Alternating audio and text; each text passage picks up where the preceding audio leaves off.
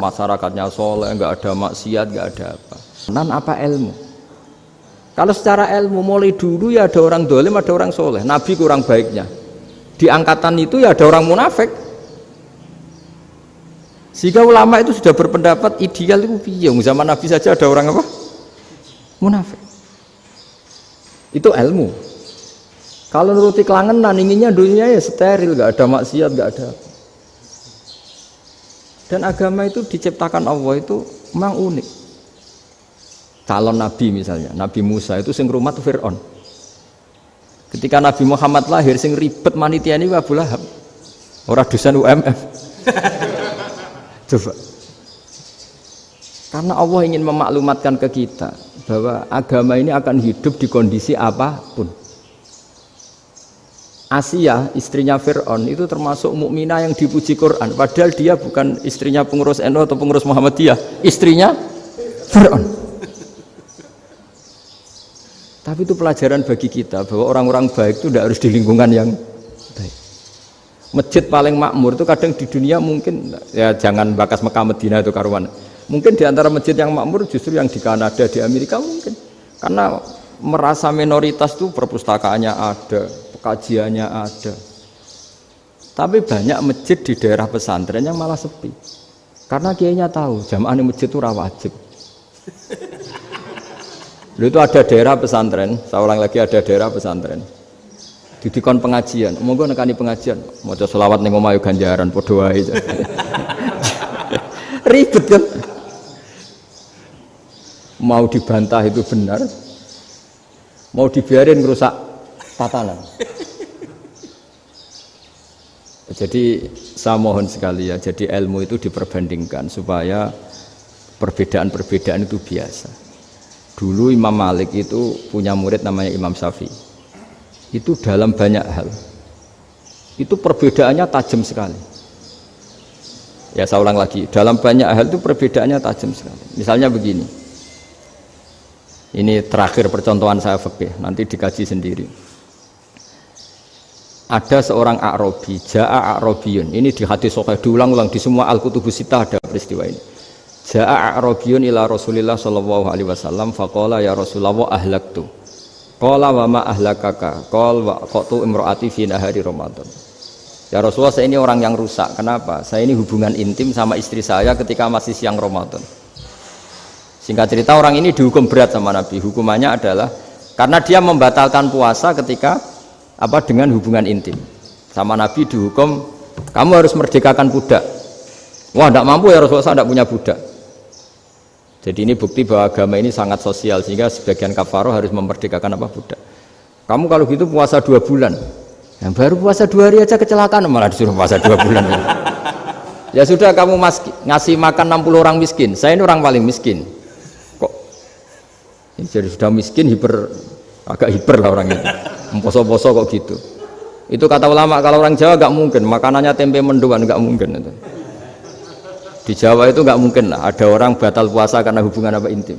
Ada istrinya nggak cantik, cerewet, sang lanang mangane mendoan, itu tidak mungkin, kecelakaan itu tidak mungkin. Tidak mungkin itu. Tapi kalau Arab mungkin karena makanannya daging.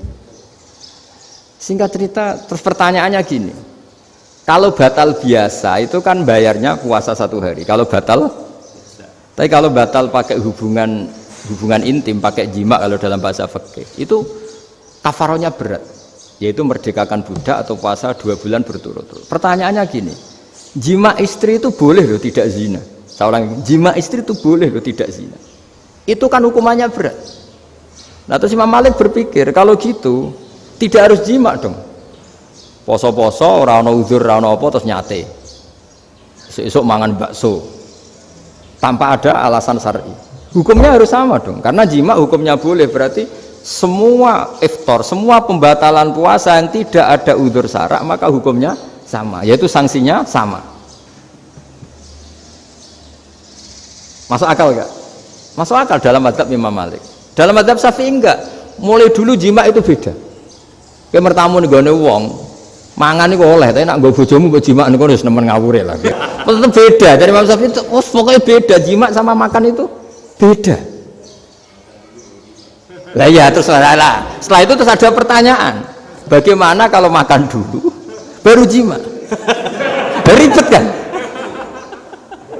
Makanya itu sampai dibabkan Kitabul Khilafil Fiqhi, bab merekayasa fikih. Makanya itu perdebatannya orang Hanafi sama Imam Syafi'i juga sama. Ada orang jam segini lapar sekali, kalau langsung makan kan kena sanksi. Ya pergi aja dulu, pura-pura ngaji ke Gus Bah gitu. Nanti kan jadi musafir kan? Wah itu sudah boleh itu kan? Musafir. Padahal enggak. Memang dia pergi itu karena supaya bisa makan. Mau enggak kepikiran ngaji kok tahu-tahu ingin ngaji. Mumpung Ramadan nah. Nah makanya dibabkan apakah boleh merekayasa fikih.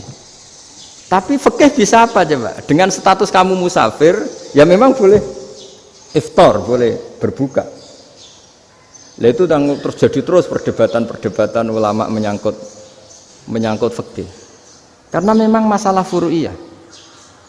Sehingga termasuk perdebatan kita dalam perilaku, misalnya adat orang NU kalau habis salam itu menghadap ke kiblat karena arah terbaik itu kiblat. Tapi sebagian orang Muhammadiyah atau mungkin semuanya menghadap ke makmum. Itu memang teks hadisnya itu kita yang meneliti hadis itu semua syarah itu berdebat. Nabi memuji kiblat itu arah terbaik, oke. Tapi di bab itu Nabi itu aqbala alaina, menghadap ke kita. Lalu pertanyaannya, kenapa menghadap ke kita? Ada mengatakan karena Nabi memang punya tradisi kadang ngendikan. Ya tentu dulu istilahnya tidak kultum, nggak ada istilah itu dulu, 7 menit itu nggak ada. Tapi ada ulama yang analisis begini, termasuk kitab Fathul Bari. Nabi itu tokoh sentral, taruh lagi Nabi itu tokoh sentral. Ini kata kitab Fathul Bari, bukan kata saya. Nah orang-orang yang imamu kaumi, orang-orang yang jadi imam di daerah masing-masing, tetap kalau sholat itu ikut Nabi. Ikut Nabi setelah salam langsung pulang. Jadi sebetulnya salam langsung pulang itu ya ada sejarahnya karena dia mau jadi imam di daerahnya. Nah, tidak kebayang kalau Nabi itu madhep kiblat. Kalau Nabi madhep kiblat, orang yang masbuk yang barusan datang pasti langsung usolli misalnya fardhu isya'i misalnya.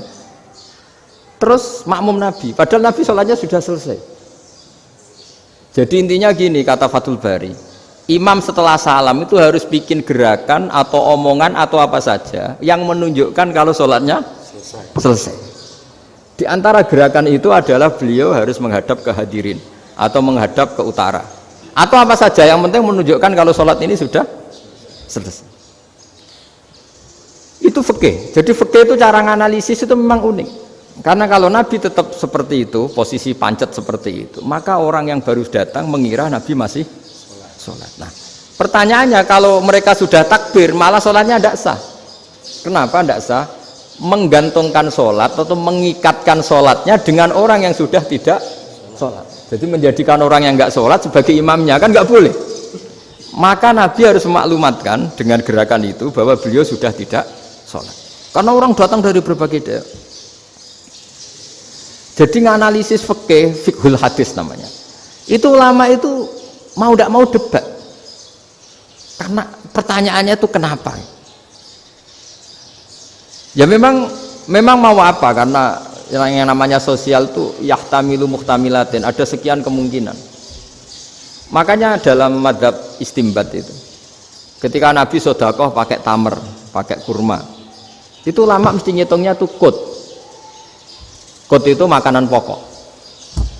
Sehingga Imam Syafi'i mengatakan kalau di Indonesia pakai beras misalnya, karena kutil balad Indonesia itu beras.